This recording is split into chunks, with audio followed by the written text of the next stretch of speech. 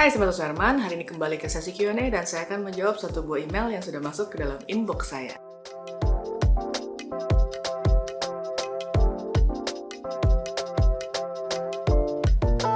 Makasih banyak buat teman-teman yang udah kirim email ke martasuherman@gmail.com. Hari ini saya akan memilih satu buah email untuk dibahas. Email yang saya pilih hari ini adalah email dari Widi Menyapa. Alamat emailnya adalah widimenyapa@gmail.com.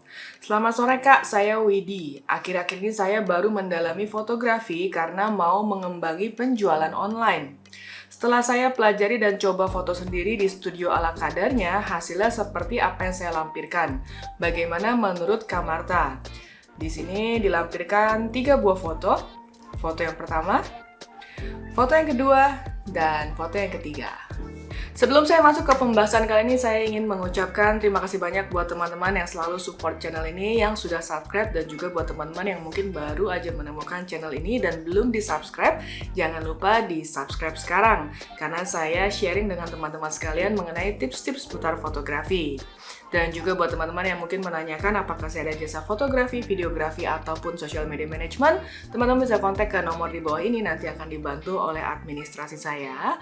Demikian juga buat teman-teman yang menanyakan apakah bisa memanggil saya sebagai narasumber untuk kebutuhan kampus, perusahaan, ataupun komunitas. Nah, foto yang dikirimkan oleh Widi ini seputar foto produk yang diperjualbelikan secara online. Jadi zaman sekarang memang banyak banget orang yang sudah mengalihkan transaksi atau bisnis marketing mereka yang sifatnya offline menuju transaksi-transaksi online. Dan sekarang banyak banget platform e-commerce ataupun kita menggunakan social media, dan juga mungkin teman-teman di sini juga mungkin menggunakan seperti WhatsApp group untuk blasting produk-produk yang kita jual. Dan biasanya kalau kita menjual satu buah produk, udah pasti otomatis kita membutuhkan visualnya. Karena kalau kita menjual sesuatu tapi nggak ada visual, orang nggak kebayang tasnya itu seperti apa sih yang dijual, barangnya ini kayak gimana sih kualitasnya, bahannya seperti apa. Nah, pasti itu akan lebih gampang dikomunikasikan dengan menggunakan sebuah foto ataupun sebuah video. Di sini kalau dari 3 foto yang dikirimkan ini sebenarnya cukup banget untuk sebuah foto katalog yang berbicara tentang produk itu sendiri, karena di sini dijelaskan dengan detail yang berwarna putih dan secara lighting juga sangat pas. Di sini menggunakan lighting soft light, jadi semuanya terlihat sebenarnya secara jelas. Nanti paling dari Windy bisa menampilkan mungkin detail-detail dari setiap sudut dari produk tersebut, misalnya jahitannya, atau resletingnya, atau bentuk kantongnya, atau interior, sisi kiri, sisi kanan. Nah, kadang-kadang kita membutuhkan informasi lebih lanjut kalau memang ada informasi-informasi penting dari produk yang kita jual. Karena biasanya satu buah produk kan tampilannya nggak cuma di depan aja misalnya, tapi mungkin di belakangnya ada kantongnya nih, terus kemudian bisa taruh laptop nih atau taruh apa. Nah, itu perlu dijelaskan pada saat kita melakukan penjualan sebuah produk atau promosi sebuah produk. Buat teman-teman di sini yang mungkin baru menemukan video ini, teman-teman ingin menanyakan bagaimana caranya memotret sebuah foto produk. Nah, teman-teman bisa cek di video saya sebelumnya di satu ini. Nah, di sini ada beberapa video yang membahas mengenai tips-tips berjualan online untuk produk-produk yang kamu produksi. Mudah-mudahan bisa membantu penjualan teman-teman di media-media online. Kemudian mungkin jadi pertanyaan teman-teman sekalian di sini, zaman sekarang ya, orang kan kadang-kadang, kalau pakai smartphone aja bisa nggak sih kalau kita ingin foto sebuah produk? Lalu bagaimana caranya tips and trik menggunakan smartphone untuk memaksimalkan foto produk yang kita akan jual. Teman-teman juga bisa cek di video saya sebelumnya yang satu ini membahas mengenai tips and trik menggunakan smartphone kamu. Jadi foto-foto yang bersifat katalog dan sifatnya mungkin diedarkan secara digital, memang zaman sekarang bisa banget dibantu hanya dengan menggunakan smartphone. Jadi secara biaya produksi juga jauh lebih murah dibandingkan teman-teman harus melakukan investasi kamera tertentu. Nah, kali ini saya akan coba bahas buat teman-teman sekalian, kira-kira foto-foto apa aja sih yang kira-kira mungkin cocok untuk teman-teman tampilkan di social media account kalian atau di e-commerce kalian supaya hasilnya bisa lebih maksimal. Karena zaman sekarang social media itu memiliki peranan yang sangat penting, dan karena kebetulan saya juga punya satu social media agency, dan di sini saya akan coba share buat teman-teman, mudah-mudahan bisa membantu memaksimalkannya. Yang pertama, foto yang kalian tampilkan itu wajib tajam, karena foto yang tajam itu pasti akan akan meningkatkan kepercayaan konsumen ketimbang kamu menampilkan sebuah foto yang remang-remang, exposure-nya kurang, lalu kemudian juga burem ya, nggak tajam. Nah di sini orang ngelihatnya udah kayak ini yakin nggak ya ini brandnya, jangan-jangan nih tokonya abal-abal atau enggak. Nah itu pasti akan memunculkan pertanyaan-pertanyaan seperti itu. Jadi pastikan foto kamu terang dan juga di sini kamu wajib banget fotonya tajam. Kemudian yang kedua, gunakan background yang bersih seperti contoh yang dikirimkan oleh Widi ini adalah menggunakan background berwarna putih atau menggunakan warna-warna lain. Teman-teman bisa tampilkan warna-warna netral seperti abu-abu atau krem muda gitu ya. Supaya hasil foto yang kamu tampilkan itu fokus kepada produk yang kamu perjualbelikan. Jangan sampai orang misfokus sama background yang terlalu ramai. Dan kemudian yang ketiga, teman-teman bisa tampilkan beberapa option dari beberapa sudut angle. Misalkan produknya bisa tampak dari depan, dari kiri, ataupun dari kanan. Setelah itu, tips yang keempat adalah coba gunakan skala pembanding. Misalnya teman-teman menggunakan sebuah tas. Tas itu mungkin membutuhkan model sehingga orang akan kebayang tasnya itu sebesar apa sih kalau nempel di badan orang penggunanya. Karena kadang-kadang orang ngelihat di sosial media, oh kelihatannya gede ya, tapi kok ternyata kecil gitu, datang-datang tahu-tahu kecil. Nah, jangan sampai terjadi komplain dari customer karena ternyata ukurannya tidak sesuai dengan yang diekspektasikan. Jadi menggunakan model itu bisa menjadi sebuah perbandingan antara manusia dengan produk yang kita perjualbelikan. Kemudian setelah itu juga teman-teman coba perhatikan warna yang kalian tampilkan di sini. Kalau teman-teman mungkin belum berkenalan dengan white balance, teman-teman bisa cek di video saya yang satu ini mengenai white balance sehingga foto produk kamu bisa sesuai dengan aslinya. Karena ada kalanya kalau kamu menampilkan white balance yang salah, misalkan produk kamu harusnya berwarna coklat, tapi ternyata white balance-nya salah menjadi tampilannya sedikit kemerahan.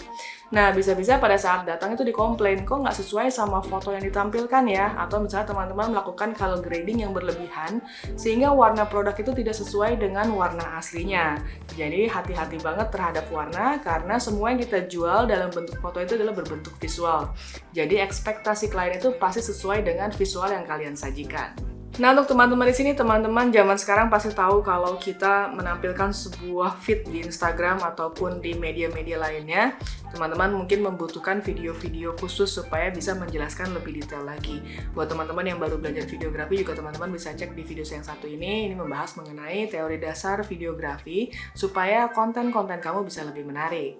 Selain itu, berjualan online itu pasti memiliki teknis atau pengetahuan tertentu nih. Jadi teman-teman di sini nggak hanya menjual menampilkan foto, tapi teman-teman juga harus belajar menuliskan caption, keterangan dari produk yang benar dari sisi ukuran atau keterangan-keterangan detail lainnya, sehingga itu bisa membantu memperkuat visual yang kamu tampilkan. Selain itu juga teman-teman yang bermain sosial media, teman-teman coba berkenalan dengan konten pilar. Karena kalau kita bermain sosial media, artinya kita memproduksi konten-konten untuk ditampilkan di media kita, di account kita.